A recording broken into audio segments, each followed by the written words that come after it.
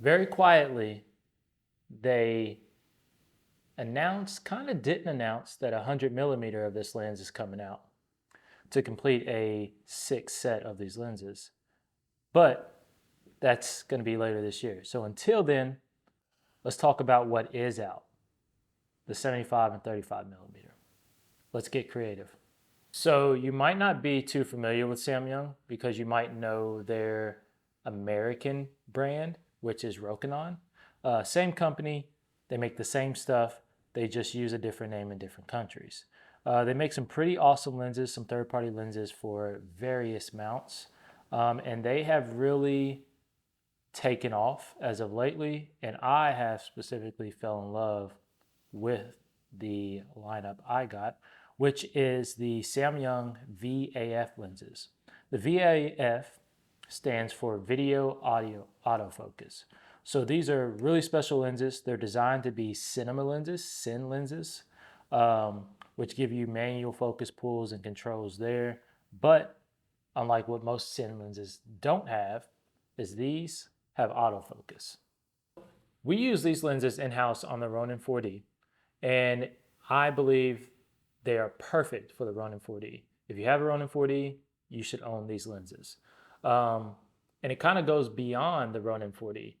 So for example, it made it really easy purchasing the Ronin 4D and deciding which mount system I wanted to go with. Because when you buy the Ronin 4D, you can either get the M mount, the L mount, or an E mount. The E mount is not made by DJI. It is a third-party vendor that makes those. But with everything updated, the firmware is up to sync. It works flawlessly for us. But that made it easy to decide on E-mount lenses because the way our future is looking, we'll probably complement this camera with FX3s or FX30s. So to just make ourselves future-proof, we went with the E-mount. Now, what makes these lenses perfect for the Ronin 4D and other systems that use gimbals is the exact form factor and weight. So you're going to have this exact same size, exact same weight, exact same shape from the 24, the 35, the 45, the 75, and the coming out soon 20 and 100. And that is just amazing to not have to rebalance a gimbal on, for say, a Sony AirPeak that's holding a FX30 or FX3, or for example, the Ronin 4D. Makes it really convenient taking off a 35mm lens and throwing on a 75mm. And for me, time on set is gold, and these solve that problem.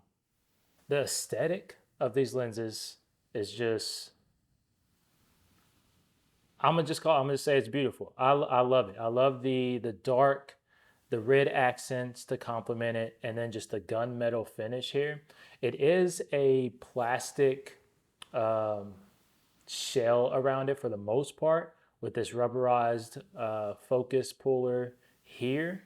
But it's still quite a sturdy lens. I don't feel like I'm holding a cheap lens when I am dealing with these. And it just looks good. I really like the way they look on the Ronin 4D, the way they've looked on other people's cameras. Very aesthetically pleasing when handling and showing these lenses off. There's some pretty unique features when it comes to these lenses. One that is mostly talked about with these lenses is you will find on the front of them and on the side, you will find some tally lights. And these tally lights are going to indicate, obviously, is your camera recording or is it not? You can also set them up to be green or yellow or green or red tally lights to indicate to the talent that, hey, we're rolling. Those are really awesome. And just to kind of show you, let me go on and get some footage going here.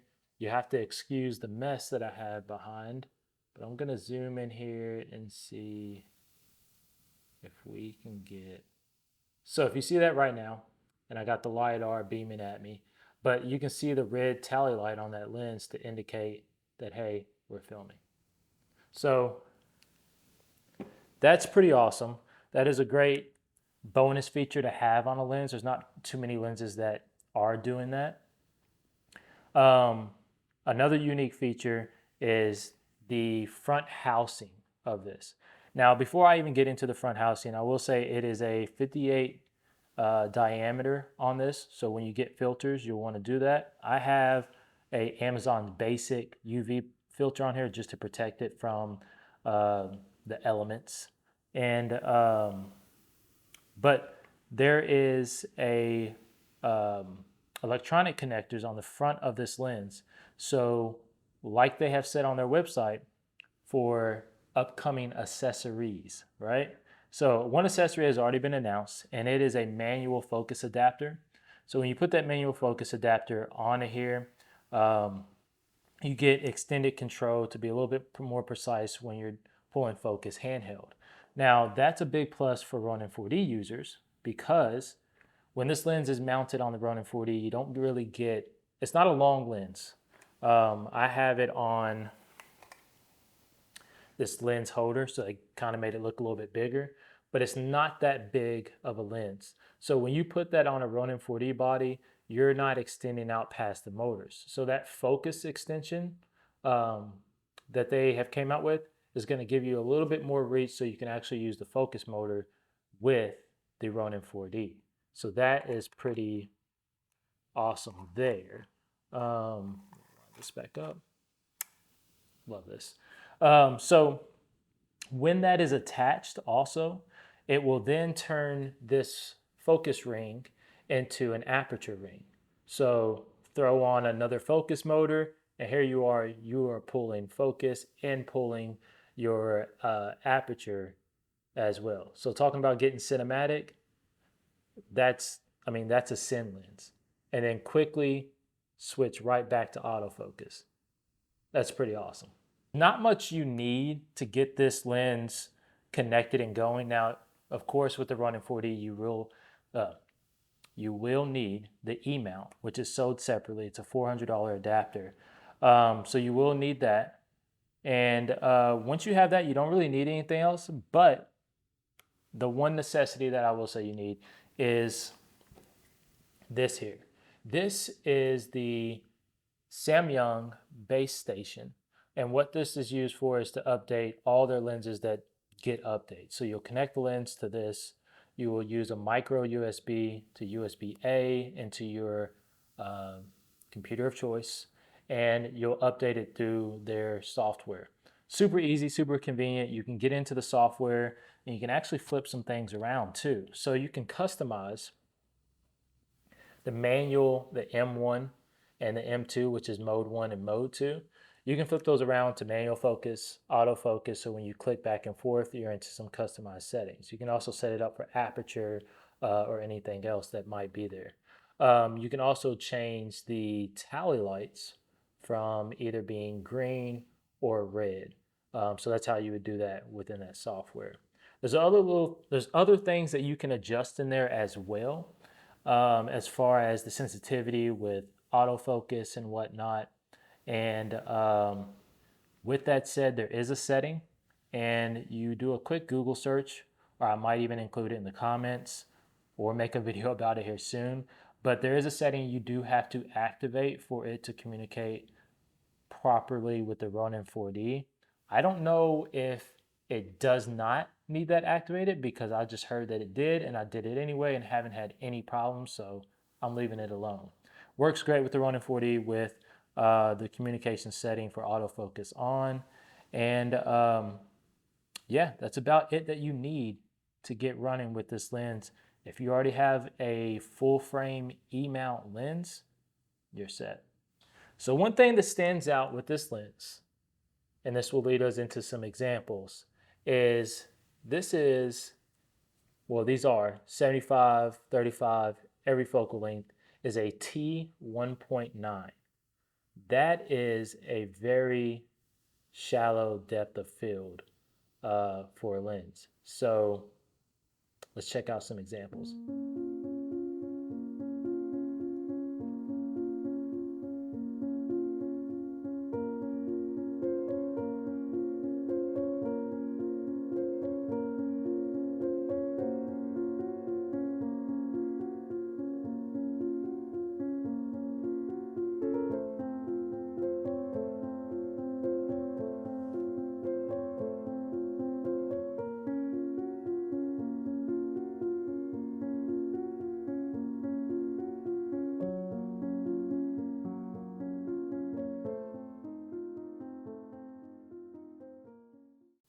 So cons. I